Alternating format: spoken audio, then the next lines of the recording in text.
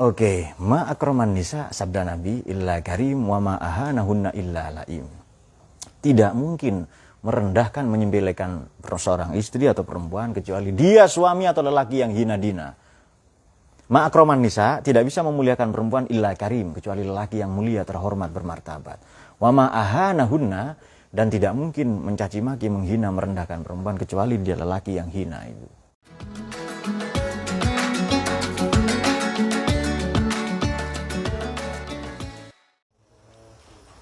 Allahumma salli ala sayyidina Muhammad. Salatullahi wa salam ala man uhiyal Qur'an wa ahli baitihil kiram wa sahbihi dhawil Qur'an wa sahbihi dhawil Qur'an. Salatullahi wa salam ala man uhiyal Qur'an wa ahli baitihil kiram wa sahbihi dhawil Qur'an. سلام الله والرضوان على من عظم القرآن بقلب خالص ومحب الراغب القرآن فطوبى من تعلم وبعد علم القرآن. الله وسلام على من أوحي القرآن وأهل بيته الكرام وصحبه ذوي القرآن وصحبه ذوي القرآن. دام عند كل حين مرتلا تلا القرآن مجودا وخاشعا ومفهما معنى القرآن وعاملا جميع ما حوى وما اقتضى القرآن.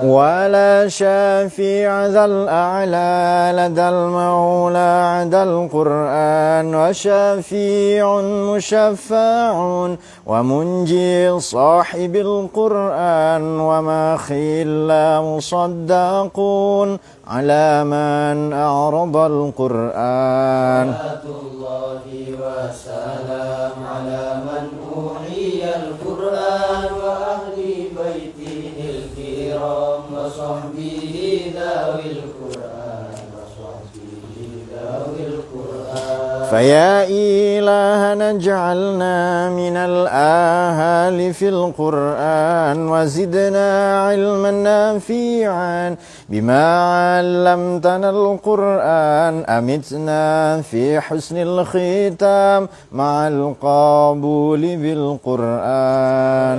الله وسلام على من أوحي القرآن وأهل بيته الكرام وصحبه ذوي القرآن وصحبه ذوي القرآن. الفاتحة.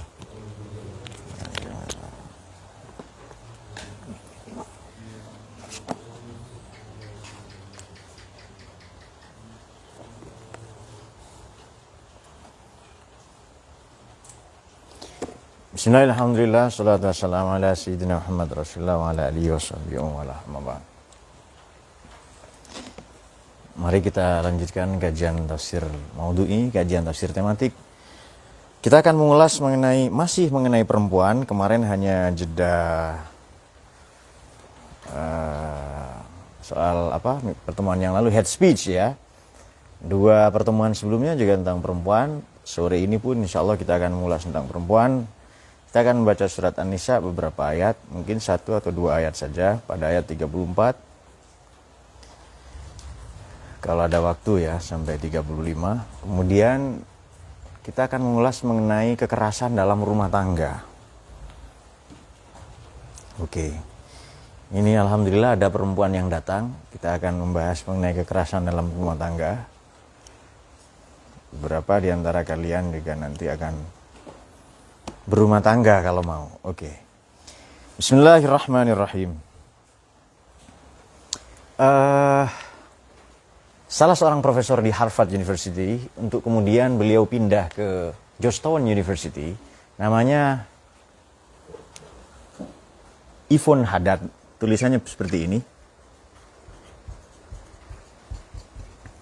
Ini orang kelahiran Suriah, tapi mengajar menjadi guru besar di Harvard University, untuk kemudian pindah ke Georgetown University ya, di Amerika, semua dua perguruan tinggi tadi itu. Ia menulis buku yang sangat menarik mengenai perempuan, mengenai ini juga rekan kerja, mitra kerja salah seorang guru besar di Indonesia, yakni Imam Besar Masjid Istiqlal, yakni Andre Gurta Profesor Nasaruddin Umar ya. Ini seorang orang Bone, orang Sulawesi Selatan ya. Sebelumnya adalah guru saya sendiri, Imam Besar Masjid Istiqlal, yakni Allahyarham Kyai Ali Mustafa Yaqub ya. Baik, singkat saja begini, beliau mitra kerjanya dan pernah bekerja sama dalam kerja-kerja kemanusiaan ya, di moderasi beragama, Islam Asatiyah dan seterusnya. Profesor Yvonne Haddad mengatakan begini, seandainya tanpa Islam perempuan ini masih terpenjara, masih belum bebas dari belenggu perbudakan. Dahulu perempuan ini dianggap setengah setan, setengah iblis, lelaki setengah malaikat, setengah dewa. Sekarang laki-laki dan perempuan setara. Dahulu perempuan ini kalau datang bulan disimpan dalam gua-gua, kata beliau ya. Nonton bisa mengakses bukunya, nanti saya kasih linknya. Kalau memang ya saya kasih judulnya, beli sendirilah itu. Bukan kasih linknya, sorry ya. Di bahasa zaman sekarang membuat minat baca tinggi, minat beli rendah. Syukur-syukur itu sebab minat baca kalian juga rendah. Saya ulangi begini, kata Profesor Yvonne Haddad ini, kelahiran Suriah ya. Laki-laki ini. Dahulu perempuan ini dianggap setengah setan, setengah iblis. Lelaki setengah dewa, setengah malaikat. Begitu Islam datang, setara. Inna akramakum indallahi atkakum ya. Kemudian dahulu perempuan ini kalau datang bulan disimpan di dalam gua. Atau kalau tidak dibuatkan tenda, tidak boleh keluar. Sekarang perempuan bebas kemana-mana. Kalau ngajar juga bahkan dalam keadaan menstruasi datang bulan, boleh dia mengajar. Boleh dia ke masjid. Boleh dia berceramah kalau tugasnya itu. Boleh dia memimpin negara kalau memang dia kepala negara. Kemudian dahulu perempuan ini tidak mendapatkan hak waris sama sekali. Begitu Islam datang, setengahnya malah dapat itu. Bagaimana? Bismillah fi auladikum lidzakari mislu hadzil unsayain. Orang bertanya, kok perempuan dapat setengah Pak? Laki-laki satu. Baik, perempuan dapat setengah. Istri kah? Katakanlah begini saja, perempuan dapat satu, laki-laki dapat dua, betul ya? Kok pura-pura betul ini kalian? Betul nggak ini? Ya sudah. Perempuan dapat satu, laki-laki dapat dua. Nanti laki-laki menikahi perempuan, betul? Dua diberikan ke istrinya. Jawab. Diberikan ke istrinya. Jawab. Maka dapat berapa ini? Laki-laki dapat berapa? Tidak ada. Islam berpihak ke perempuan. Nah, itu kalau cerdas membaca Quran. Baik. Dahulu perempuan ini dilarang menjadi saksi. Begitu Islam datang boleh jadi saksi. Kemudian dahulu perempuan ini tidak menerima mahar sebab diterima orang tuanya. Bahkan diperjualbelikan. Begitu Islam datang dirubah semua. Ini kata Profesor Yvonne Haddad ya. Namanya agak seperti merek-merek yang kalian suka. Oke. Baik, kemudian tidak satupun agama, meskipun sekarang ada gerakan feminisme, teman-teman tahu bedanya feminis dengan feminin? Tidak tahu ya? Feminis dengan feminin. Sebenarnya gampang saja, kalau tidak tahu katakan tidak tahu. Daripada sok tahu tapi salah nanti kan. Tahu atau tidak tahu? Jawab. Tahu atau tidak? Katakan tidak, kan gampang itu. Maksudnya saya sama-sama nggak tahu, kita lewati saja pembahasan ini ya. Feminin ini kelemah lembutan. Kalau feminis itu nampak pada struggle. Jadi feminin itu kelemah lembutan, kalau feminis struggle ya, perjuangan untuk membela hak-hak mereka. Sebenarnya laki-laki ya. Baik, kita akan membaca Bismillahirrahmanirrahim ayat yang kerap kali disalah persepsikan, disalah tafsirkan untuk kemudian melakukan tindak kekerasan dalam rumah tangga dengan dalih agama adalah ayat ini yang dibaca. Ali Imran ayat 34. Ayat ini seringkali disalahgunakan oleh lelaki-lelaki tidak jelas ya, oleh lelaki-laki yang seperti kita bahas pada pertemuan yang lalu. Namun demikian mereka berlindung di balik agama, budaya paternalistik dan lain-lain. Oh ya, kata profesor ini lagi ya, beberapa tadi kan saya ulang lagi ya, perempuan tidak dapat warisan kemudian dapat, kemudian perempuan disimpan di gua-gua tapi sekarang boleh melihat hamparan, boleh menyetir, boleh mengemudi, boleh jadi kepala negara. Kemudian bahkan perempuan ini tidak boleh menjadi pemimpin, sekarang boleh menjadi pemimpin ya. Dan banyak lagi ulasan-ulasan mengenai perempuan yang sekarang sudah sedemikian setara. Setara itu berbeda loh ya. Tidak sama, setara itu berbeda. Jadi tidak sama. Baik. Ar-rijalu qawwamuna 'alan nisa'i bima faddalallahu ba'dahum 'ala ba'din wa bima anfaqu min amwalihim fas-solihatu qanitatun hafizatun lil ghaibi bima hafizallah. Perempuan disimpan di dalam gua-gua. Perempuan tidak boleh kemana-mana. Ada ujar-ujar perempuan itu di kasur, di dapur, di sumur, lalu dikubur kalau mati. Kemudian perempuan itu 3M katanya, masak, mana, maca, dan mana lagi. Lalu maca itu make up ya, lalu mana lagi, terus begitu. Itulah wanita. Tapi nanti begitu Islam datang merombak itu semua.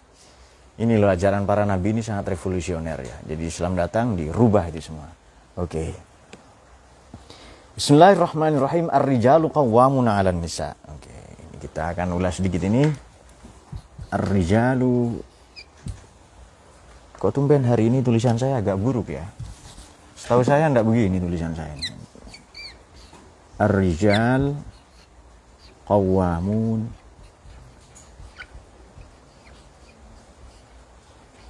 Oke. Qama yaqumu, qaumun qiyaman qaim, ya kan? Qaim dari kata qama ini. Apa artinya? Coba kita maknai dengan versi Kementerian Agama atau Departemen Agama. Lelaki dalam kurung suami itu qawwamuna, pelindung 'alan nisa, bagi perempuan dalam kurung istri. Ada terjemahan yang lain pemimpin. Artinya pelindung. Ya ini salah satu ya, tapi tidak, menurut saya masih kurang. Kalau membaca kamu seperti ini, jam ini, Mufradat Al-Fadhil Quran maupun Maqayis fil Lughah, nanti akan ketemu. Qaf, wawu, mim maknanya adalah menunaikan dengan sempurna dan terus menerus. Itu maknanya. Jadi ar-rijal kita maknai laki-laki atau perempuan? Maknanya rijal ini apa? Laki-laki ya. Oke, saya sudah membaca banyak tafsir ini ya. Rijal nomor 1 maknanya suami. Nomor 2 pemimpin. Ya, dari presiden sampai RT. Atau imam ya. Atau kepala. Pimpinan sajalah ya, kepala. Oke. Taruhlah sementara suami maknanya. Qawwamuna dari kata qaim. Jadi sholat itu menjalankan atau mendirikan, ya maknanya koma itu kurang tepat sebenarnya, menunaikan dengan sempurna dan terus menerus. Qaim menunaikan tugas dengan sempurna, qawwam terus menerus. Kan ada ini sebenarnya sorof ini pelajaran saya kelas 4 atau kelas 5 SD dulu ya. Mungkin sudah 30 tahunan yang lalu pelajaran seperti ini. Fa'ilun fa'ilani fa'iluna fa'alun fa'alun fa'alatun fa'ilatun fa'ilatani fa'ilatun fawa'ilu itu ya. Pelajaran lama sekali dan saya sudah hampir lupa ya. Jadi qaim bentuk jamaknya qaimun. Kalau qawwam ini menunaikan dengan sempurna dan terus menerus. Qawwam itu bentuk jamaknya qawwamuna. Kalau hanya menunaikan tugasnya sekali saja pas bulan madu, bukan qawwam. Bukan rijal dia itu. Ya. Rijal itu apa sih? Pemimpin yang sesungguhnya adalah, atau suami yang sesungguhnya adalah qawwam. Qawwam itu apa? Menunaikan tugasnya dengan sempurna dan terus menerus. Kalau sesekali pas bulan madu tok, bukan qawwam itu. Ya kan? Itu terus menerus, bukan rijal namanya. Duh, kenapa man? Ngaji masih sempat jorok mikirnya ya. Allahumma sholli ala sayyidina Muhammad. Oke, sudah alan nisa. Di sini disebut zakar, zakar enggak ini? Berarti ini maknanya rujuliyah, leadership, kepemimpinan.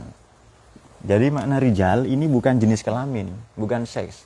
Sebab ada seorang filosof dari Prancis namanya Simon de Beauvoir menulis buku Duxem Sexe. Du itu dua dalam bahasa Prancis itu. A satu, du dua, trois tiga, quatre keempat. A, du, trois, quatre ya. Jadi du duxem sexe itu perempuan disebut jenis kelamin kedua. Nggak ada gunanya itu. Jadi Anda beli apa? Beli rokok, nggak ada kembaliannya. Sudah perempuan ini kembaliannya. Nggak dihargai sama sekali. Tapi sekarang sangat dihargai. Itu hebatnya Islam ya. Baik. Sudah paham makna qawwamuna ya? Jadi di sini rijal kira-kira. Dalam satu rumah tangga harus ada kepala, ada pimpinan. Kalau terjadi ribut anak dengan menantu, mertua dengan mertua dengan apa, dengan besan, dengan adik ipar, harus ada yang ambil keputusan. Harus ada musyawarah kah itu? Kalau musyawarah deadlock itu mauquf. Maka siapa yang ambil keputusan? Di situ pemimpin, di situ yang ambil keputusan. Deadlock itu buntu, mauquf ya. Oke. Sudah. Kemudian di rumah itu siapa yang paling berkuasa? Ya? Anda nggak pernah tinggal di rumah, tinggal di pohon-pohon Anda. Di gua ya. Maksudnya ini kan pondok kita kan di atas pohon memang, ya kan? Dibangun dari pohon ya kan. Ini salah paham toh ini ya. Kita ini kan gua juga, gua Hira ya kan. Sekarang kita bertapa, nanti keluar mendapatkan wahyu ya, mendapatkan pemahaman Rabbani mengenai Al-Quran. Gitu saja salah paham ya. Oke. Di rumah siapa paling berkuasa biasanya? Jawab mak atau bapak itu. Yang mati duluan mak atau bapak? Jawab mati duluan mak atau bapak itu rata-rata sensus di kampung. Janda atau duda lebih banyak? Karena bapak-bapak sering dimarahi oleh emak-emak itu. Salah satu pendekatan ya. Salah satu pendekatan. Oke. Jadi lihat mukanya bapak-bapak itu sedih ya, tidak terawat kadang itu, penuh luka dari masa lalu dan macam-macam itu mukanya. Nah. Baik, oke. Bahkan angka mutilasi, pembunuhan ini banyak dilakukan perempuan. Baru nomor 2 bencong itu. Kalau laki-laki membunuh selesai, tapi perempuan harus mutilasi. Karena suatu ketika akan datang kantor polisi. Ini bawa apa? Mohon maaf ya, bawa kelamin itu, digoreng. Kelamin suaminya itu. Loh, Bu, kenapa begini? Loh, Pak polisi mentahnya saja enak, apalagi mateng katanya. Ar-rijalu qawwamuna 'alan nisa. Lelaki memimpin, jangan katakan lelaki menguasai ya. Ini membersamai. Perempuan dahulu berada dalam penguasaan laki-laki, sekarang tidak ada. Tidak benar itu. Jadi qawwam ini maknanya kan rujuliyah ini, leadership, rujuliyah. Kira-kira boleh perempuan? Kalau bapak sakit, letoy, lemah, tidak berdaya, siapa yang jadi pemimpin? Ibu kan? Boleh kan jadi pemimpin itu artinya? Boleh. Kemudian kalau bapak ibu sudah nggak ada, siapa jadi pemimpin di situ? Ya, anak ya, mungkin anak tertua. Meskipun dia perempuan mungkin. Nah, dan seterusnya. Jadi di sini ar-rijal maknanya bisa pemimpin, bisa suami, bisa kepala negara, boleh bupati, gubernur, wali kota dan lain-lain. Pemimpin laki-laki, pemimpin dunia yang gagal banyak. Ya banyak. Kalau saya minta Anda pasti tidak tahu sebutkan, hanya banyak itu saya tahu Anda. Iseng-iseng saja menjawab. Tapi perempuan yang sukses juga tak kalah banyak. Misalnya Ratu Elizabeth ya. Atau Perdana Menterinya Margaret Thatcher ya. Perdana Menteri Inggris itu. Kemudian di Pakistan Benazir Bhutto itu yang ditembak mati. Kemudian Cleopatra dulu. Cleopatra itu begini, saking kepingin menyenangkan suaminya, kalau mancing dengan suaminya, orang itu suruh menyelam ke bawah. Jadi suruh ikan itu ya dikaitkan ke kailnya itu. Lalu pura-pura ditarik, lalu narik ke atas. Lalu nanti Cleopatra, wah kamu suami yang hebat, pintar mancing. Hanya ingin menyenangkan suaminya, seperti itu. Nah, Ini perempuan yang banyak membunuh lelaki juga ya. Kalau Anda ingin punya perempuan seperti Cleopatra, siap-siaplah dibunuh itu. Mengapa qawwamuna? Nomor satu, bima faddalallahu ba'dahum ala ba'din. Sebagian mereka laki-laki pemimpin itu adalah memiliki faddola. Allah memberi kelebihan kepada masing-masing ya. Masing-masing diberikan kelebihan kepada yang lain. Oke, laki-laki punya kelebihan. Perempuan punya kekurangan. Seharusnya bukan begitu narasinya. Kalau laki-laki punya kelebihan, perempuan juga punya ya. Jadi laki-laki punya kelebihan, perempuan juga sama. Laki-laki bisa menyusui. Tentu saja bisa pakai susu kotak di sini ya, kasih sedotan seperti nanti. Dayat yang nyusu. Oke. Laki-laki bisa melahirkan. Bisa ya, bisa hamil itu. Menstruasi, ya. Bisa mens itu, hanya laki-laki menstruate ya, kalau perempuan menstruasi. Oke.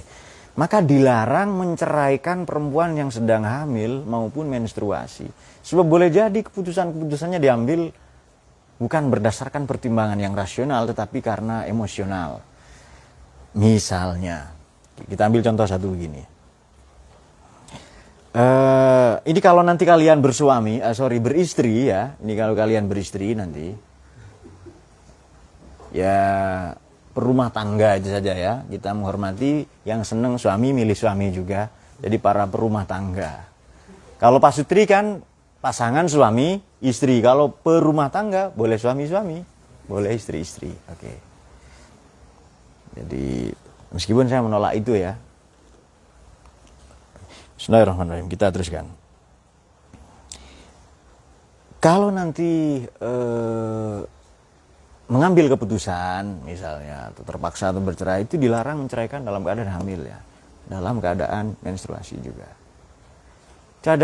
Jadi Anda nanti harus tahu betul ya emosi seorang perempuan, temperatur batinnya, jangan emosi saya ganti sebab nanti salah paham.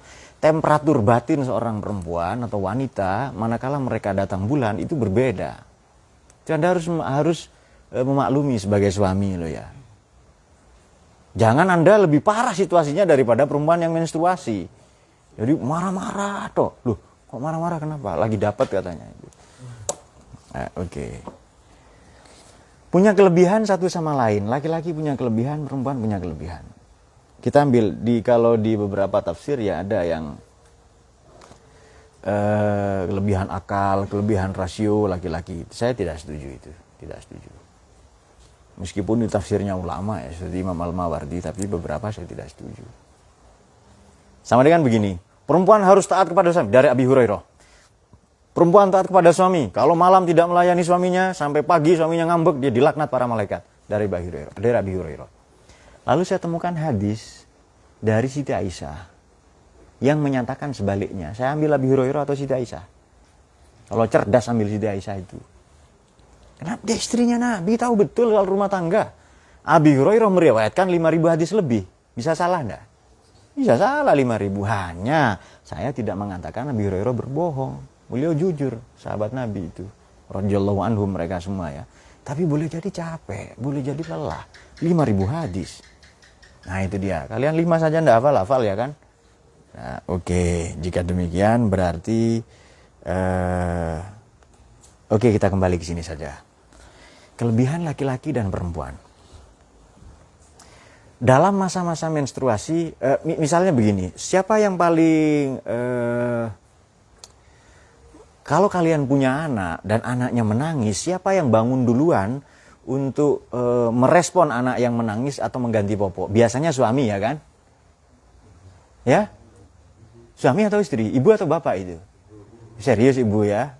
Oh ya sudah, berarti sama memang demikian ibu ya. Kemudian ibu ini kasih sayangnya lebih banyak, lebih luas daripada bapak-bapak ya. Kemudian laki-laki misalnya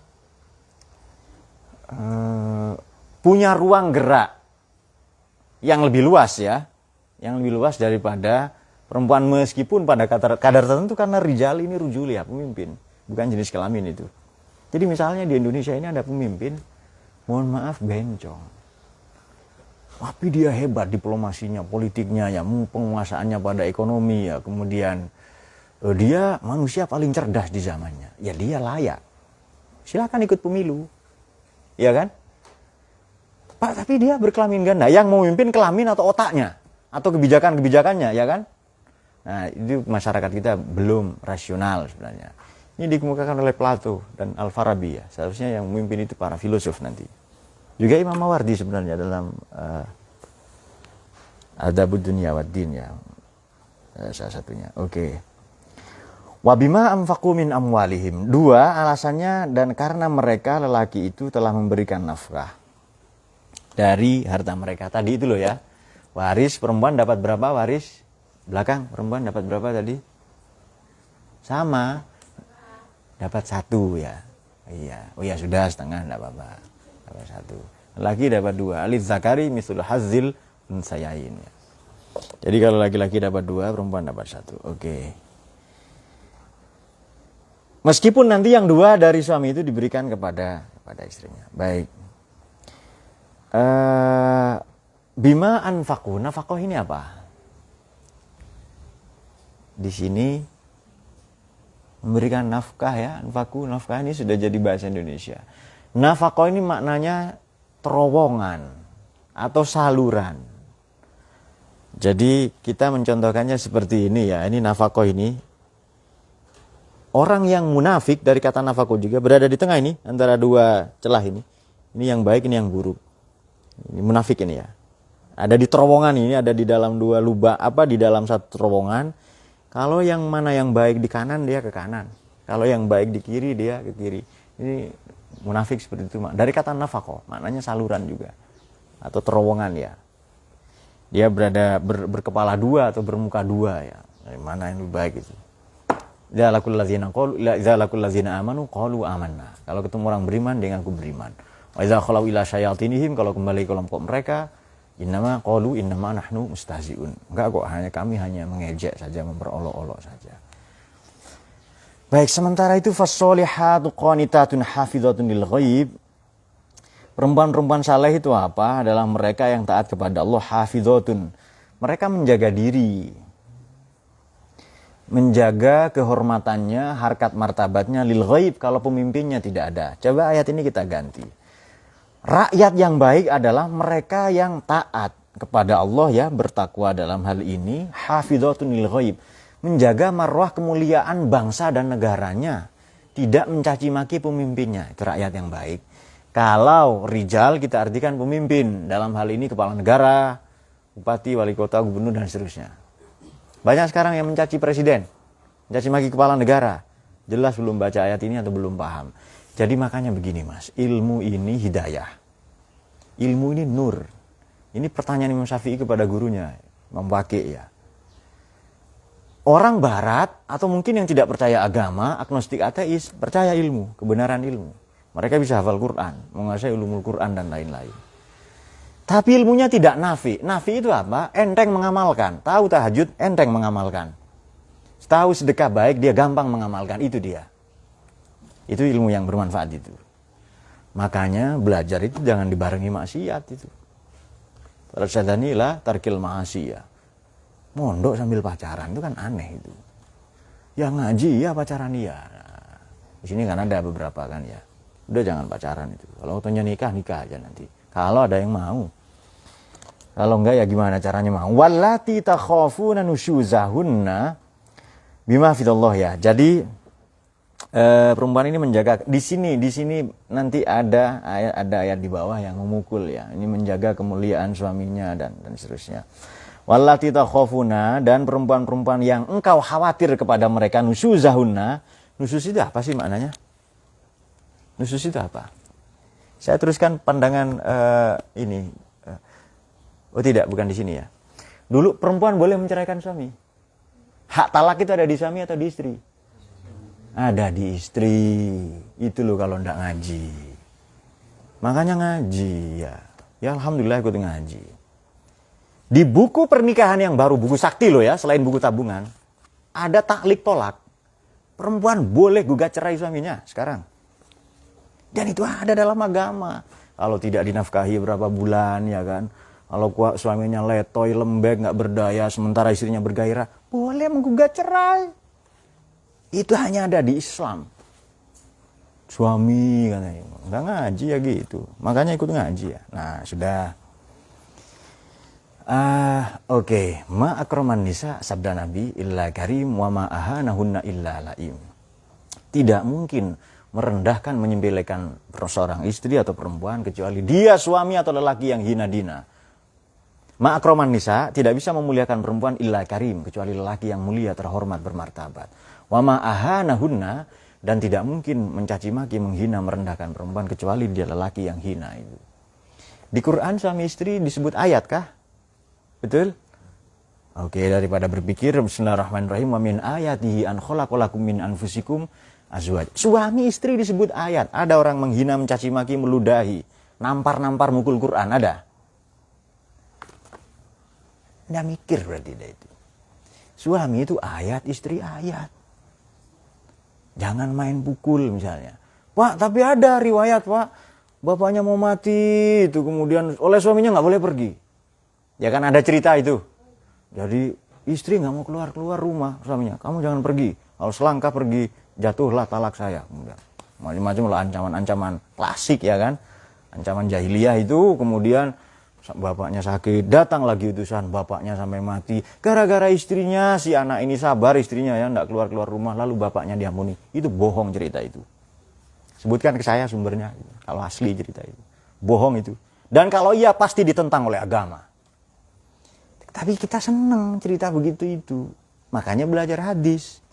Makanya kuliah tafsir hadis, biar tahu. Oh ini hadis palsu ini. Tepat tapi ada di kitab. Di kitab yang hoax juga banyak. Oh, tapi pengarangnya ini, dia manusia, bisa salah, bisa benar, ya kan? Nah, itu dia. Nah, ini bukan soal benci atau tidak suka, tapi kita kalau bicara ilmu objektif, benar katakan benar, salah katakan salah, palsu katakan palsu. Sama dengan siapa pandangan Siti Nabi Hurairah tadi itu. Tapi saya lebih setuju pandangan Siti Aisyah, kenapa? Istri Nabi. Sehari-hari kumpul sama Nabi. Hadis tentang rumah tangga kok. Mana lebih tahu istri Nabi atau muridnya? Pasti istrinya yang lebih tahu. Bahwa ada hadis dari Sayyidina Abi Hurairah misalnya radhiyallahu an, ya kita terima, tapi mungkin beliau capek, mungkin beliau lelah ya kan. Tapi jauh lebih valid itu pandangan dari istrinya. Nah itu kalau jadi begini. Kalau Anda ketemu narasi hadis seperti ini, hadis tentang rojab misalnya, waduh banyak lagi, lebih gila lagi itu. Maaf sedikit, barang siapa istighfar 1 kali di bulan ini jam 12 malam diampuni seluruh dosanya 7 turunan. Pasti palsu. Itu kan tidak masuk akal gitu. Ad-dinu aklun, betul ya? Agama itu rasio. Kalau tidak dipakai otaknya, mekanisme intelektualnya, faladina liman la aklalahu. Dia tidak dianggap beragama. Nah itu dia. Jadi otak itu tetap dipakai itu. Pak, tapi ini ada riwayat begini. Jangan percaya sebelum Anda menguji. Di filsafat, benar dikatakan benar setelah Anda mengujinya sebagai kebenaran. Oke. Wallati takhafuna nusuzahunna. Nusus itu maknanya melampaui batas. Di sini diartikan nusus ya. Fa'idhuhunna, maka hendaklah kamu beri nasihat kepada mereka. Itu nasihat ini atau pengajaran yang mencerahkan, pengajaran yang tidak menyakiti. Wahjuruhunna, tinggalkan mereka fil madaji, di tempat tidur. Ini maknanya pisah ranjang. Saya tidak setuju terjemahan ini. Meskipun terjemahan Kementerian Agama. Tinggalkan di tempat tidur, fil madaji. An atau fil di sini? Baca ayatnya itu, an atau fi di situ? Yang pegang Quran saja. An atau fi itu? Fi. Tinggalkan di ranjang, di tempat tidur. Bukan bukan pisah kamar ini. Jadi tadinya berhadap-hadapan, suami istri bermesraan, cubit-cubit hidung. Ya, hidungnya kok mancung sih mas, tapi mancung ke dalam atau apa, macam-macam. Kemudian saling kentut, batuk dan seterusnya. Tapi begitu engkau mau memberikan pengajaran kepadanya, karena dia sudah tidak lagi taat kepadamu, engkau cukup membalikkan badan. Bukan meninggalkan kamar, bukan. Maknanya apa? Konflik rumah tangga cukup di kamarmu, anak-anakmu jangan sampai tahu. Takbir nggak ini? Jadi konflik dengan istri itu cukup di kamar. Jangan sampai keluar rumah, apalagi di sosmed. Misalnya, suamiku apa-apa, dan lain-lain itu. Oke, sudah paham ya? Wadribuhunna, kalau perlu pukul mereka. Oke. Terus mukul-mukul gini nih ya. Istrinya, jadi jangan-jangan suaminya petinju itu. Oke, kita akan coba Dorobah 54 kali di Quran. Mananya apa? Memukul. Wa yadribullahul amsala linnas. Allah mukul-mukul contoh kepada manusia itu. Memberi perumpamaan. Oke, saya kasih contoh lain ya. Bahwa doroba ini maknanya nggak selalu memukul. Alam tara kaifa daraballahu mathalan kalimatan thayyibatan kasyajaratin thayyibatin asluha sabitun wa far'uha fis sama. Tidakkah kamu melihat bagaimana Allah memukul contoh? Membuat maknanya. Oke, sudah dapat ya satu makna doroba itu. Kemudian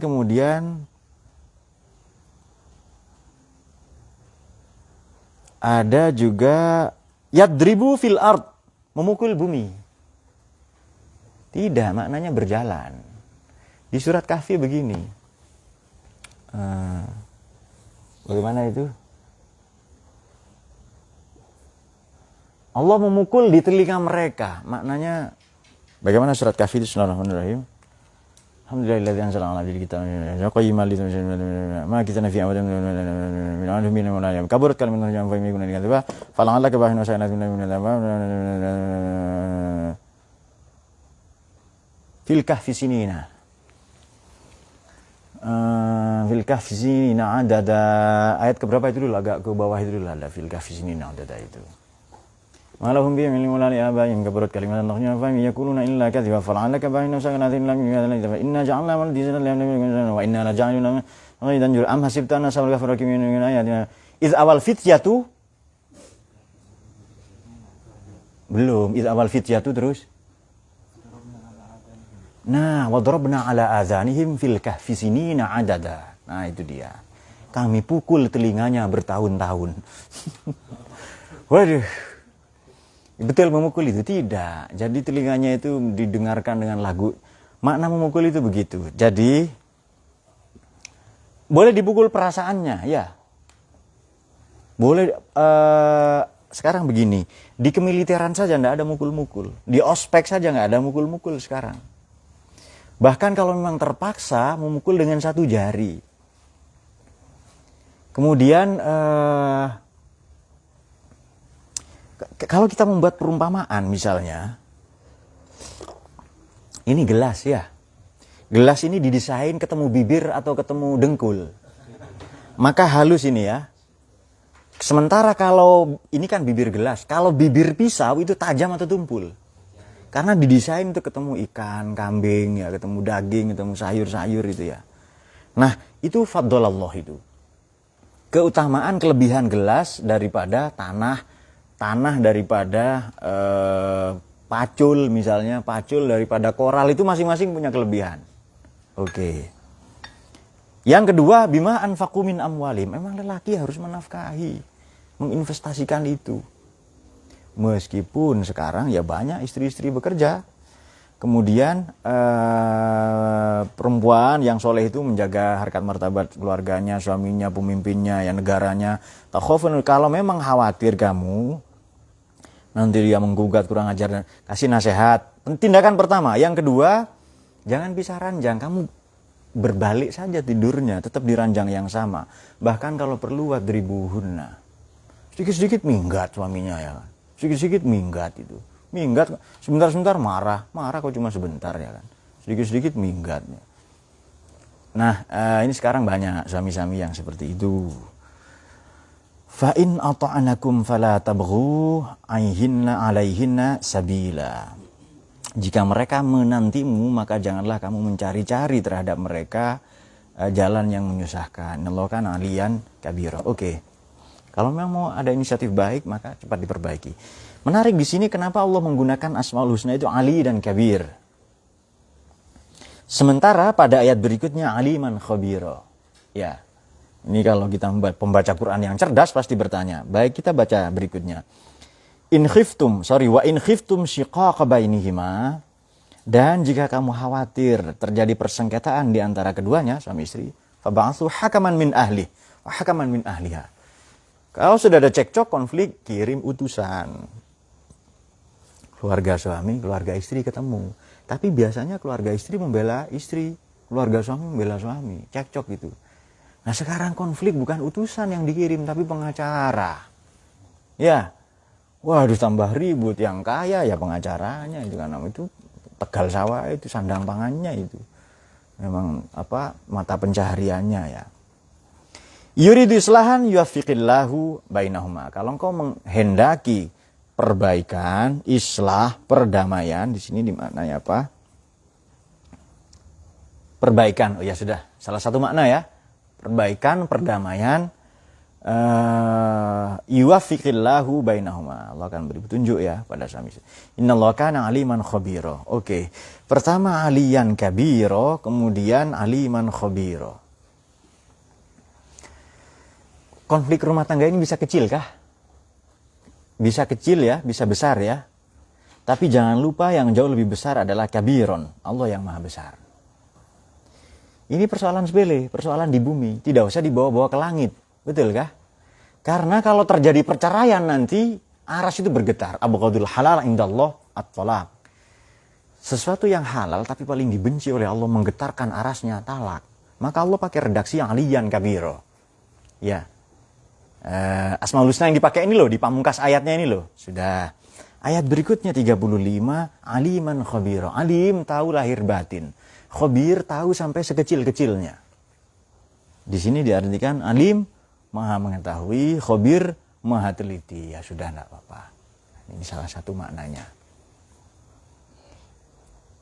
Oke, karena alim boleh jadi tutur katanya saja.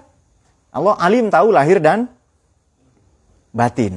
Boleh jadi perkataan suaminya kasar di mulut saja. Istrinya hanya marah-marah di mulut saja. Hatinya tetap menderita karena kesepian. Terutama di musim-musim hujan. Betul kah? Wahjuruhunna. 3 pendekatan kalau memang khawatir nanti khawatir ada pemberontakan, ada cekcok misalnya. Ini perempuan misalnya gajinya lebih besar. Kemudian suaminya sakit sehingga tidak bekerja, lalu istrinya yang bekerja. Kemudian istrinya adalah kepala negara, presiden istrinya. Suaminya cuma RT. Nah, misalnya ya kasus. Oke. Pendekatannya bagaimana? Fa'idhuhunna, kasih nasihat yang tidak menyakiti. Nomor 2, wahjuru. Wahjuru ini kan hijrah, karena hijrah ini apa sih? Pindah karena benci. Itu pindah karena tidak senang wahjuru itu. Tapi di sini wahjuruhunna fil madaji'i. Ini diartikan pisah ranjang? Tidak, tetap seranjang. Artinya apa? Kalau pisah ranjang, lalu istrinya dikunci dari dalam, kemudian kuncinya dibuang. Kalau di film kartun Tom and Jerry ditelan kuncinya itu, tidak bisa dibuka lagi. Kalau berubah pikiran kan enak itu. Masih sekamar. Ya kan? Kalau sudah apalagi pindah rumah, pergi dari rumah, musim hujan, ya kan? Lalu suaminya kedinginan. Kalau berubah pikiran bagaimana? Apa enggak bunuh diri itu? Atau sudah di luar kamar, kuncinya di pintu dari dalam, kejepit pintu suaminya kan? Atau sengaja dijepitkan pintu, oke. Jadi di kamar saja, hanya ya tidak menyapa untuk menunjukkan bahwa Anda tidak suka dengan sikapnya ya. Atau wadribuhunna. Jadi makna doroba itu Anda memukul bumi, maknanya lewat. Ya. Anda pasti tidak pernah melihat saya lewat itu kecuali pelan-pelan saja di sini kan, tidak gerudak-geruduk macam kalian itu. Nah, oke, sudah. Dan itu dimanapun. Kemudian tadi telinganya dipukul-pukul dengan musik, tidak. Kalau kalian memang dipukul ya, yang kuplo, yang kangguriko itu loh. Itu dari malam saya dengerin dari habis ngaji jam 12 ya sampai subuh. Lagunya itu sampai subuh saya datang masih itu. Di tempat lama ya, saya tidak nyebut berapa orang, tapi lagunya saya masih ingat. Aku keenakan, aku ketagihan berpacaran denganmu. Sampai pagi lagu itu. Oh, ada yang lagu Kanggo Riko ya kan. Itu sampai subuh itu. Nah, tapi nggak apa-apa. Seleranya di situ ya, bagus lah itu dipukul-pukul itu. Jadi aliyan kabiro, ada zat yang maha tinggi loh ya yang mengatasi ini. Ini persoalan sepele, kita selesaikan di kamar. Jangan sampai keluar kamar apalagi media sosial. Kabir, Allah maha besar. Sebesar apapun persoalan kita tetap Dia, Allah yang maha memberi solusi, itu zat yang maha besar. Oke, dapat poinnya di situ. Aliman, Allah maha mengetahui yang besar-besar, yang kecil-kecil, yang zahir dan yang batin. maka boleh jadi pernyataan istrimu yang apa, boleh jadi di mulut saja, dalam hatinya baik, serta khabira, Allah maha teliti, tahu sampai ke detail-detailnya, dan kita tidak tahu. Nah, itu pasti istrinya jarang diajak piknik ya oleh suami-suami yang begitu. Oke, ada pertanyaan? Nah, kita akan menjawab pertanyaan sekarang.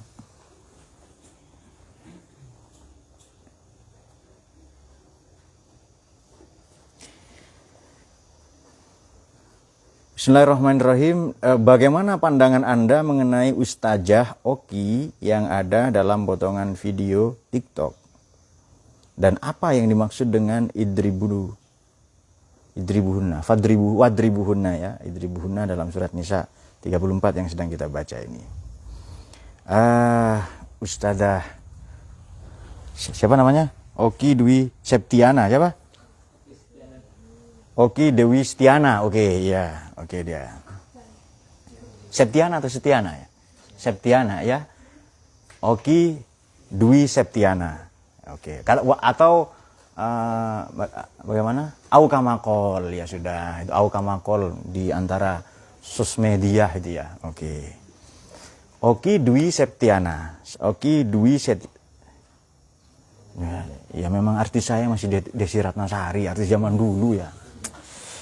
Oki Setiana Dewi, Setiana Dewi. Oke, kita akan menjawab pertanyaan Oki itu ya. Bagaimana pandangan Anda mengenai video Ustazah itu yang sedang viral di TikTok? Jadi begini, kalau tidak salah potongannya saja ya, saya mendengar ya, menyimak bahwa itu istri dijadikan sasak tinju, dipukuli sama suaminya sampai bonyok-bonyok itu, sampai lebam, lalu katanya di Jeddah. Sebenarnya kalau cerita-cerita Arab juga jangan tinggalkan, kejahatan perangnya Arab ya itu ceritakan juga, jangan yang gitu-gitu tok. Arab itu enggak seperti Arab yang Anda bayangkan. Kejahatan perangnya Saudi ke Yaman ini hampir-hampir saja dan sudah sebahagian diungkap oleh seorang reporter senior namanya Gamal Khashoggi, dimutilasi di Turki, di Ankara. Karena mengungkap kejahatan perangnya Saudi ke Yaman. Jadi Yaman itu begini, Yaman itu kan selatannya Saudi, lebih rendah. Dan kilang-kilang minyak Saudi itu ngambil punya Yaman sebenarnya. Aramco itu sebahagian. Makanya Yaman negara termiskin salah satunya. 100 tahun ini kelaparan sangat tinggi. Nah itu dia. Oke. Dan Saudi, Masya Allah pembangunan itu udah, Ka'bah sudah tidak kelihatan itu, sudah ditutupi gedung-gedung semua itu. Dan itu sudah tanda-tanda kiamat. Ini Jeddah Tower yang dibangun MBS itu 1.200 meter tingginya. 1 kilo lebih itu. Jadi visi ya, visi 2030 vision, ru'yah kata mereka. Ru'yah 2030, visi 2030. Sekarang sudah modern ya, ada pure beach, ada pantai yang boleh pakai bikini. Nah itu lalu kita juga ingin ke Arab ya belakangan ini karena ada pantai yang seperti itu. Ada boleh pakai bikini, perempuan boleh nyetir. Gua sekarang sudah seperti itu. Oke, kita kembali ke pertanyaan ini. Saya kira ini bukan dalam rangka, kan ini mendidik, ya mendidik. Tadi sudah saya katakan makna memukul itu apa? Boleh, ini juga memukul gini-gini saja dengan satu jari. Lewat di bumi itu memukul meskipun pelan-pelan, tidak loncat-loncat. Mendengarkan musik itu memukul telinga maknanya. Dan itu opsi terakhir, sama dengan perang. Kalau sudah diplomasi gagal, perundingan tidak mendapati titik temu, perang. Perang opsi terakhir. Jadi sebelumnya nasihat dulu. Kemudian tidak bertegur sapa, tidak lebih dari 3 hari. Jangan langsung mukul. Dan itu ngaku katanya ke si suami, ada mertuanya, saya rindu kepada bapak ibu bla bla bla. Kemudian ini, kamu kok nangis begini? Enggak, saya kangen. Menahan rindu sampai nangis lebam katanya. Menurut saya orang tuanya nggak kritis itu. Kalau orang tuanya cerdas, kamu dipukulin ya lapor ke polisi. Jadi begini, ini menjalankan sunnah sahabat loh ya. Ada sahabat Nabi main pukul, lapor ke Sayyidina Ali. Kamu hentikan mukul-mukul, kalau enggak kamu yang saya pukul pakai pedang itu. Nah, lalu berhenti karena beliau khalifah waktu itu. Jadi bukan malah diem-diem saja. Jadi ceramah beliau ini, si Ustazah ini, si Setiana Dewi ini, Oki Dewi Setiana ini dikatakan ini seolah-olah melegalkan KDRT, kekerasan dalam rumah tangga. Jadi istri dipukuli diam. Karena menutupi aib suami. Aib bukan itu. Aib itu misalnya loh ya, suami punya kekurangan dalam apa itu. Kalau main pukul-pukul bukan aib, itu kekerasan itu. Harus lapor Anda ke pihak berwenang. Misalnya loh ya, misalnya si suami ini mohon maaf ada kekurangan pada fisik misalnya. Itu aib, itu tidak boleh diceritakan. Atau misalnya suaminya kalau kentut sangat merdu. Sampai merdunya pingsan semua. Banyak lah ya, atau apa, pendapatan, apa dan seterusnya itu yang tidak boleh dipublish. Tapi kalau mukul-mukul ini sudah kekerasan sebenarnya. Nah, ceramah-ceramah seperti ini pasti berangkat dari pemahaman agama yang sempit. Satu, yang kedua karena memang bacaannya kurang, mazhabnya ke Arab-Araban. Kasus di Jeddah ini kan kasuistik. Ya kan? Ini kan kasuistik. Mengapa tidak mengacu ke Quran? Mengapa tidak mengacu ke hadis Nabi? Jadi kan ada hadis Nabi begini, ini yang juga salah tafsir sebagian orang. Kalau istri tidak mau melayani suaminya sampai pagi, misalnya, suaminya jengkel, malaikat marah misalnya. Coba dibalik saja. Bagaimana kalau suami tidak mau melayani istri? Istrinya sangat bergairah, hypersex, suaminya letoy. Tidak puas-puas istrinya, suaminya letoy, gimana itu? Apa dia yang dilaknat oleh malaikat? Jawab. Jadi ambil poin hadisnya, spirit hadisnya, jangan mengecewakan pasangan. Ya katakan, saya sudah letoy ini, saya sudah percaya dengan takdirnya Allah kalau begitu. Sudah. Memang Allah segini ngasih kemampuan. Nah, ya berobatlah itu, jangan diam saja ya.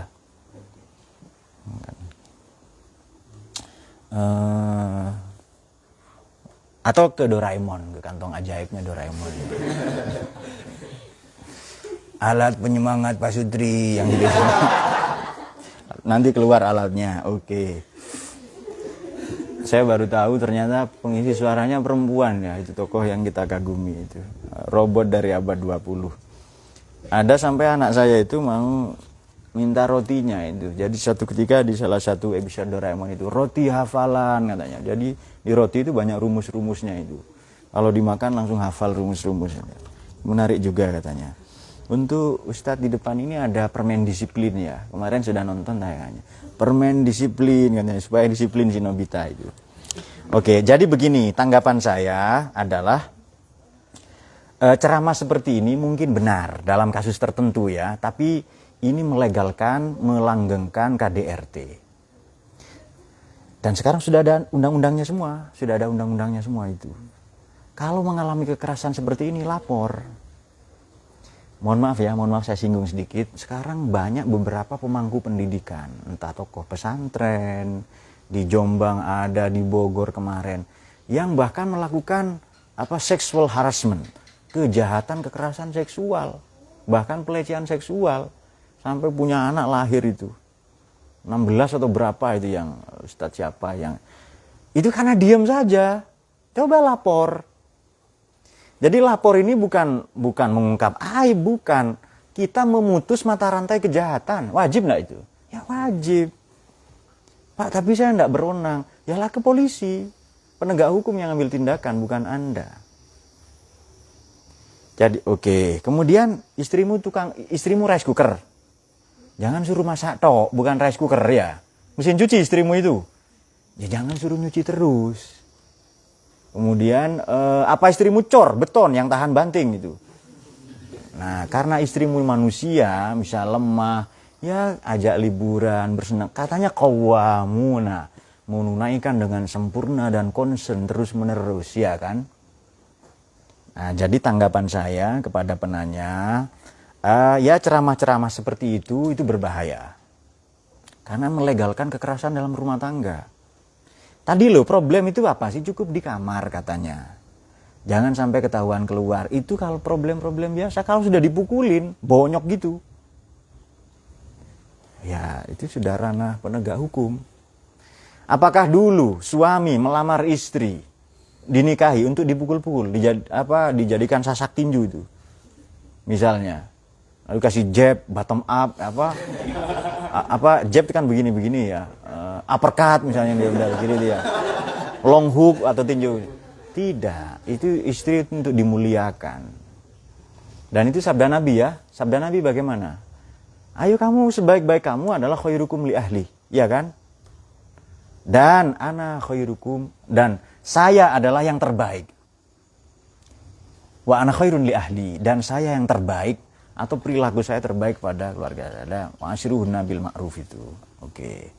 Baik, kita jawab pertanyaan berikutnya adalah, maaf agak keluar tema, bagaimana pandangan Anda dengan pernyataan Jenderal Dudung pada podcast Dedi? Tuhan itu bukan orang Arab. Apakah ini termasuk pernyataan yang bermasalah? Saya menulis Nabi bukan orang Arab ya, Nabi Muhammad itu. Nggak tahu mana bukunya ini. Kalau ada kan bisa Anda beli nanti. Kemudian apakah ini termasuk pernyataan yang bermasalah sehingga ia bisa dianggap tasbih atau tamtsil? Menyerupakan ya antropomorfisme, menyerupakan Tuhan dengan manusia. Sebenarnya pernyataan semacam ini termasuk pernyataan yang mencederai agama atau justru itu pernyataan sebaliknya. Karena membuktikan kalau Tuhan itu bukan orang atau bahkan Tuhan itu bukan orang Arab, bisa diucapkan oleh siapa saja, bahkan oleh orang awam ataupun pejabat, tidak harus ahli agama. Saya akan katakan begini, seandainya yang menyatakan Tuhan bukan orang Arab, tukang beca, ada problem, penjual rujak itu. Sama dengan video dulu, jangan mau dibodohi pakai ayat. Seandainya yang mengatakan tukang beca, bukan mantan gubernur Jakarta, bukan Ahok, seandainya itu, tidak ada persoalan. Tapi ini karena yang menyatakan tokoh, misalnya Kasat ya, karena salah Kasat kan ya, Kepala Staf Angkatan Darat. Sebelumnya beliau Pangkostrat ya, Panglima Komando Strategis ya, cadangan. Seandainya yang menyatakan bukan siapa-siapa, tidak ada problem. Jadi ini nuansa politiknya lebih kental, nuansa gorengannya. Tuhan bukan orang Tuhan itu. Laisa kamitslihi syai'. Tidak ada yang serupa seperti Allah, yang serupa seperti Dia saja tidak ada, apalagi yang seperti Dia. Dia jelas bukan orang, apalagi Arab. Nah, tapi karena yang menyatakan ini tokoh publik, punya banyak lawan politik misalnya, ya banyak digoreng pernyataan-pernyataan seperti itu. Sama dengan pernyataan Gus Dur misalnya, Tuhan tidak perlu dibela, iya kan? Itu saya utak-atik gitu ya, saya cari-cari salahnya di mana, enggak ketemu itu. Ini mana ya salahnya? Saya filosof loh ya, saya filosof dan ilmuwan, dan waduh saya ngajar banyak hal lah itu, filsafat itu ya, kecuali cinta kasih ya, rumah tangga itu saya masih lemah di situ. Oke. Saya cari-cari di mana kesalahan itu tidak ada. Begitu pula kalau ada pernyataan Tuhan bukan orang Arab. Ini pendapat pribadi ya. Apakah menyerupakan misalnya? Kalau Quran menyatakan Tuhan punya tangan, wal ardu mutwiyatun biyamini, lanti langit digulung, bumi digulung oleh Allah dengan tangan kanannya. Apa betul tangan seperti itu? Loh, Quran saja katakan pakai bahasa yang dimengerti kok. Yadullah fawqa aydihim ya. Wa jaa rabbuka wal malaku soffan soffa. Wa ji'a yauma idzin. Tuhanmu datang, malaikat baris berbaris. Berarti Tuhan komandan upacara? Tidak. Maka ditafsir bahwa wajah rabbuka wajah amru rabbika. Perintah Tuhanmu datang dan malaikat siap menerima itu. Padahal wajah rabbuka itu. Tuhanmu datang, wal malaku soffan soffa. Malaikat baris berbaris itu. Berarti Allah komandan upacara. Jadi Quran saja bahasanya vulgar loh ya. Maka bahasa-bahasa seperti itu seharusnya kita sikapi dengan Nah, kalau melanggar hukum, beliau misalnya Jenderal Dudung dianggap, laporkan saja. Ya kan? Daripada ribut membahas apa-apa. Anda selesai, laporkan saja, negara hukum, selesai. Nah, itu tadi yang pertanyaan orang awam atau tidak. Seandainya yang menyatakan tukang beca, penjual rujak, Pak Jumatil, Mbok Jasingkem, tidak ada problem. Tapi karena yang menyatakan jenderal misalnya, Kepala Staf Angkatan Darat, lalu problem. Oke. Apakah kekerasan itu bisa dibentuk, apakah kekerasan itu berbentuk verbal ucapan, apakah idribuhunna bisa juga bermakna memukul dengan ucapan yang menyakiti? Saya kira perempuan ini kalau dipukul ya, cepat sembuh kah dipukul itu? Dijewer, mungkin bahasa sekarang bukan dipukul, ditarik tangannya, ya. Nah, langsung di smackdown tentang ada atlet gulat misalnya, bukan itu. Ditarik tangannya ya, kemudian diajak pulang masih ngobrol terus di situ. Berbusa-busa, keluar betul busanya. Nah, diajak baik-baik, dikasih kode apa nggak ngerti, lalu ditarik tangannya. Itu sudah wadribuhunna itu. Kemudian atau dengan ucapan tadi itu ya, ucapan verbal. Bahwa suami dan istri bisa marah ya, manusia kan ya yang dinikahi kan ya. Kalau yang Anda nikahi tembok, Anda bisa marah itu. Anda pukul-pukul silahkan. Tapi kalau Anda nikahi manusia ya. Jadi sebenarnya begini, kalau mukul-mukul, kalau anda punya bakat petinju ya tinju-tinju aja dulu. Kalau udah capek baru pulang ke rumah nanti. Ya memukul dengan ucapan. Saya kira itu ya. Masih ada lagi? Baik, 3 pertanyaan yang luar biasa tadi. Kalau di forum ini ada pertanyaan? Ada? Sudah ya? Baik, itu saja. Suami istri ini pasangan. Seperti tepuk tangan itu. Butuh tangan kanan dan kiri ya. Kalau bertepuk sebelah tangan itu tidak bisa. Saya pernah mendengar ya, tepuk pramuka yang gitu-gitu itu loh. Nah itu ada kakak pembina yang kurang ajar. 1 minggu tepuk pramuka, katanya seminggu suruh tepuk pramuka itu. Ada teman saya sendiri ya. Masih ada lagi kah? Ada. Kemudian ada yang tepuk itu katanya tepuk 1 ya, tepuk tunggal ya. Kemudian tepuk ganda. Ada lagi tepuk setan katanya. Yang cuma gini saja, mungkin tepuk nyamuk ya. Oke, itu seperti tepuk itu. Jadi pasangan kanan kiri, baik buruk, kadang gendut dengan kurus, kadang bukan body shaming ya, kadang besar dengan tidak terlalu besar ya. Kadang tinggi pendek, kan biasa pasangan seperti itu. Kalau tinggi dan pendek itu sudah mengamalkan pepatah dalam bahasa Indonesia, duduk sama tinggi, berdiri sama rendah. Kalau sama-sama tinggi, kalau satunya pendek ya duduk sama rendah, berdiri sama saja. Tetap enggak kelihatan. Pernah nonton film Kung Fu Hustle ya? Yang kamu yang diancam itu ya katanya. Kok lihat enggak enak? Dikira anak kecil tahu ya? Ternyata tinggi sekali duduk itu. Ada di Kung Fu Hustle ya, pernah nonton itu ya? Nah, itu dia di Stephen Chow itu. Film-film lelucon ya. Oke. Nah, saya akan sampaikan 2 saja kesimpulan dari pembahasan kita ini adalah ar-rijalu qawwamuna, pemimpin, boleh presiden, boleh suami, boleh istri, sebab rijal ini rujuliyah, bukan zukuriyah, redaksinya rujal ya, bukan zakar ini. Jadi ini bukan zukuriyah, bukan jenis kelamin tapi rujuliyah, kepemimpinan. Boleh jadi laki-laki, boleh perempuan. Kalau ada yang mohon maaf mungkin hermafrodit, berkelamin ganda, atau tidak berkelamin, kalau dia layak, boleh itu, silahkan. Kemudian qawwam, menunaikan tugasnya dengan sempurna dan terus-menerus konsisten. Alan nisa. Nah, di sini redaksi yang jadi unusia ya, itu adalah hubungannya baik rujuliah unusia ini dengan leadership kepemimpinan. Jadi pemimpin menunaikan tugas-tugasnya. Boleh jadi bukan bapak tapi ibu, boleh jadi kepala negara perempuan, dan seterusnya ya. Saya tidak mau sebut tokoh-tokoh liberal, banyak sekali. Aminah Wadud itu ngimami Jumatan ya, dan imamnya laki-laki dan perempuan. Di situ saya menolak itu ya. Di situ saya menolak ya. Tapi beberapa pandangan-pandangannya, sikap kritisnya luar biasa itu. Oke, kemudian simpulan yang kedua adalah masing-masing baik suami maupun istri, baik rakyat maupun pemimpin, baik presiden maupun rakyat ini punya kelebihan satu sama lain. Di satu sisi, jadi kenapa pemimpin menunaikan tugas? Karena mereka punya kelebihan satu sama lain. Guru itu sehebat apapun disebut guru kalau tidak ada murid.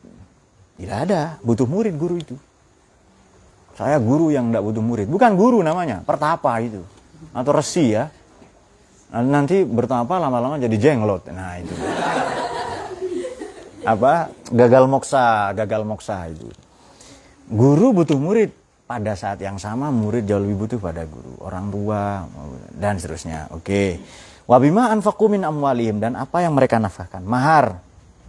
Suami ini kalau menafkahi istrinya senang. Dan jangan dianggap prestasi, itu kewajiban loh ya. Kamu dari dulu saya biayai, enggak tahu terima kasih. Itu kewajiban kok. Sama dengan kita sholat, prestasi bukan itu? Bukan, itu kewajiban. Tuhan catat dulu ya, saya muslim yang berprestasi. Bukan, itu kewajiban, bukan prestasi. Sama dengan saya mandi atau gosok gigi misalnya, itu kan sudah kewajiban kita. lalu posting, saya adalah manusia yang berprestasi karena pagi ini mandi. Tidak. Ada juga yang merasa berprestasi dengan tidak mandi, karena saya irit air Pak, ini sekarang hemat air takut kulit ini mengelupas katanya, dan lain-lain ya. Nanti lama-lama jadi jenglot juga yang tidak mandi. Kemudian yang ketiga adalah poinnya adalah wasfas solihatu qanitatun hafidatin lima hafidallah. Jadi rakyat, istri, anak, kemudian rakyat yang dipimpin ya, ini adalah qanitat, saleh. Saleh itu pantas bisa menempatkan diri, qanitat, taat kepada Allah ya. Maka perintah pemimpin, presiden, imam atau apapun saja yang bertentangan dengan Tuhan atau inkonstitusional tidak wajib ditaati. Memang wajib taat ke suami. Jadi suaminya bilang kepada istrinya, "Ayang mami, duduk, miring, berbaring itu." Tapi kok aneh misalnya, kayang di atas genteng. Wah ini bertentangan kan misalnya lo ya. Itu bertentangan dengan aspek-aspek solihat kepantasan umum misalnya ya, atau bertentangan dengan agama. Kamu sholat maghrib 14 rakaat itu sudah, atau suruh nyolong apa dan seterusnya, maka tidak wajib taat. La ta'ata li makhluqin fi ma'syatil khaliq ya. Fa'izuhunna. Oke. Kalau kamu khawatir nanti mereka menggugat, menindas atau sudah mulai kurang ajar, sudah lupa diri, fa'izu, kasih nasihat pelan-pelan, bertahap. Kalau itu nggak mempan, tahap kedua, wahjuruhunna, jangan bisa ranjang, tetap sekamar supaya problem nggak keluar kamar ini. Wadribuhunna, bahkan jika perlu alternatif terakhir wadribuhunna. Nah, dipukul itu. Kemudian Allah tidak malu memukul nyamuk di Quran ya. Innallaha la yastahi ayyadriba masalan ma ba'udatan fa. Maka masa Allah mukul nyamuk? Membuat perumpamaan. Jadi ini boleh bahasanya kiasan seperti penanya terakhir tadi itu. Boleh bahasanya mendidik ya, atau diselesaikan dengan humor. Itu sangat ringan, itu sangat mudah. Nah, jadi tiba-tiba istrinya minta cerai. "Mas, pulangkan aku ke rumah orang tuaku." "Ya sana kamu berangkat sendiri, kamu kan tahu jalannya. Nanti kalau sudah mulai kedinginan atau capek aku jemput lagi." Nah itu dia. Oke, fa'in ata'nakum fala tabu alaihinna sabila. Kalau sudah taat, ini istri sudah membaik ini dengan 3 pendekatan. Misalnya pakai 1 pendekatan dengan nasihat sudah baik, jangan cari gara-gara suaminya. Kalau rakyat sudah baik, jangan ini menentang Quran ini katanya. "Pak, di Quran kan tahapannya harus dipukul. Saya belum mukul, ini sudah baik ini istri ini." Nah, maka pukulkanlah tangan suaminya ke tembok ya kan. Nanti kan sakit lalu dia berhenti. Nah itu dia. Atau mukulin pantat sapi sampai jadi abon misalnya. Nah itu juga saya kira prestasi. Fa in ata'nakum fala tabu alaihin. Kalau memang dengan 1 tahap nasihat istri membaik, rakyat sudah baik, jangan diambil tindakan yang tindakan hukum atau apa dan seterusnya. Atau pada aspek kedua, sudah berpisah di tempat tidur, tetap di dalam 1 kamar, misalnya sudah baik, tidak usah ke langkah yang ketiga. Innallaha kana aliyan kabira. Baik kalau ada perselisihan, cepat orang tua. Jangan mengadu ke pengacara. Alternatif terakhir, oke, pengacara akan mata pencaharian ya, kita hormati profesi mereka, tapi coba ke orang tua. Atau datang ke ulama ya, yang betul-betul kiai loh ya, yang tidak punya kepentingan. "Oke, kamu cerai saja, lalu nikah sama aku." Itu ustaz cabul begitu itu. Maka hati-hati ya kalau ada ustaz cabul yang seperti itu.